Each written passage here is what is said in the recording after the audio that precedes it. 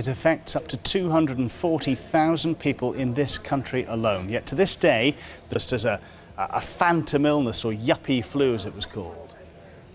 Oh, I think we've left that long behind. The Chief Medical Officer's report, this is 2002, made it very clear that this is a genuine disabling illness.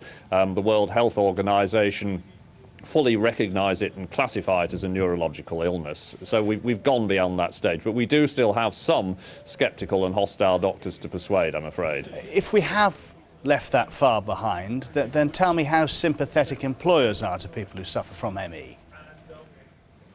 Well, I think the major issue here is getting the research moving. If we can get the research moving and find out what the underlying cause of this illness and develop effective treatments for it, then we are going to persuade the medical profession and be of great help to patients with this, because at the moment we are somewhat floundering because we don't have treatments which can actually address the underlying disease process, and that's where research has got to move. What I was asking you, though, was about employers, whether employers are convinced that it is a serious medical condition, or are they still suspicious? Sorry, I misheard you there down the line. Some employers are. Some employers are extremely sympathetic to this, but as far as employers are concerned, this is still a major issue. People with this illness may have to have early retirement from work, but for those who can go back to work, they require flexible plans, flexible adjustments within the working place, and many employers do have great difficulty in coping with this sort of illness at this particular time when there are great pressures from the economic point of view. In extreme cases, and we were just watching Emma's report there, how debilitating a disease can it be?